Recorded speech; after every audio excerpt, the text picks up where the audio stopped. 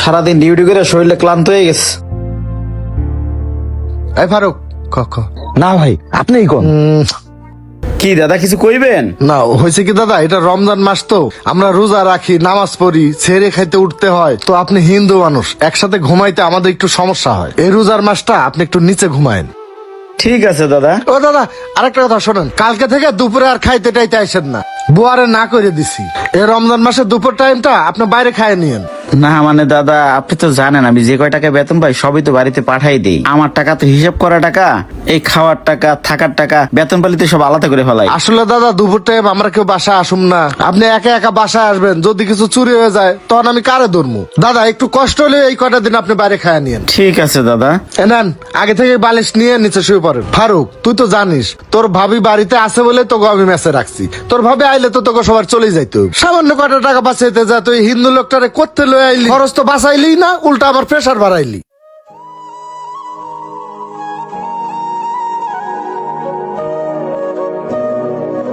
কি খাবেন দাদা? দাদা আপনাদের হোটেলে ভর্তাবাজি কি আছে? রমজান মাস তো এর জন্য ভর্তাবাজি হয় না। মুরগি মাংস আছে, গরু মাংস আছে, আর আপনার বড় রুই মাছ আছে। মুরগি কত করে? 120 টাকা প্লেট। 120 টাকা? জি দাদা। আর মাছ? মাছ 150 টাকা। 150? পকেটে আছেই তো 100 টাকা, এক প্লেট ভাত যদি খাই তাও তো 150 টাকা লাগবে। ঠিক আছে দাদা। কি দাদা খাবেন না? না দাদা। আবার এসেন দাদা। এটা তো ইফতারের দোকান, 6টা রোজা গেল, দাদারা সবসময় আর ইফতারি করে, দাদাকে একদিনও করাই না। 100 টাকা আছে, এটা ইফতারি নিয়ে যাই, একসাথে খামনে। ভাই ইফতারের দোকানের সামনে কি করেন? ইফতারি নেবেন নাকি? হ্যাঁ দাদা কিছু ইফতারি নিতাম। দাদা আপনি কি রোজা রাখছেন নাকি?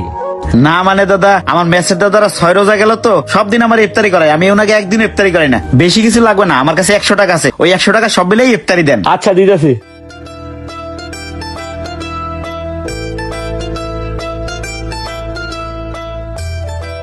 এই নেন নিবাই যা। কি দাদা টাকাটা নিয়ে টানাটানি করতেছেন? একটা টানলে কি দুটো হইবে নাকি?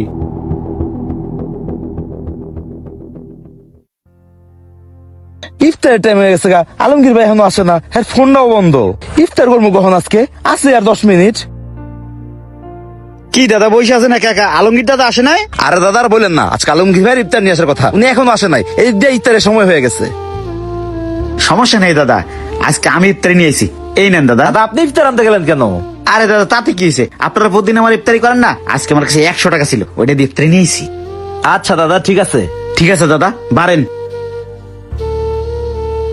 কি নিমাইদা আপনি খাটে বসে আছেন? আপনারা বলছি রমজান মাসে আপনি খাটে বসেন না, যান যান নিচে যান।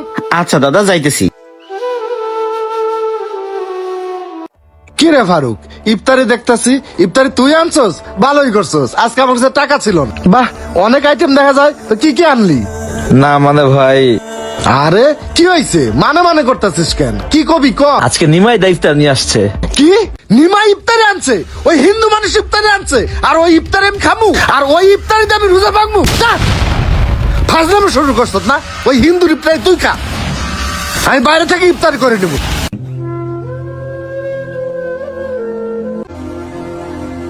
থাক, লোকটা সারাদিন রোজা রাখছে তো মাথা টাথা গরম।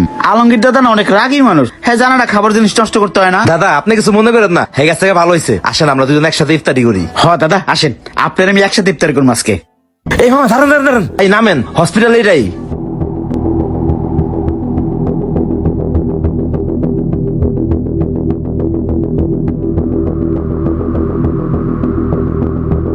কিরে নিমাই, তুই এই হাসপাতালের সামনে, এখানে তুই কি করস? আর তুই যে দিনের বেলা রমজান মাসে ডাব খাইতেছিস, তোর কি লজ্জা শরম নাই? এই নিমাই, এই তুই কি জানোস রমজান মাসে রোজাদারের সামনে খাবার খাইলে রোজাদারের কষ্ট হয়? তুই জানবি কেমনে? তুই তো হিন্দু, বুঝছস ফারুক? এর লাগেই আমি এই নিমাইরি দেখতে পারি না। আমার বউটা হাসপাতালে ভর্তি মৃত্যু সজ্জায়, আর ওই হাসপাতালের সামনে সে দাঁত খেলাইতেছে আর ডাব খাইতেছে। না মানে দাদা আমাদের ডাব ফেলা। ফারুক ল তাড়াতাড়ি চল।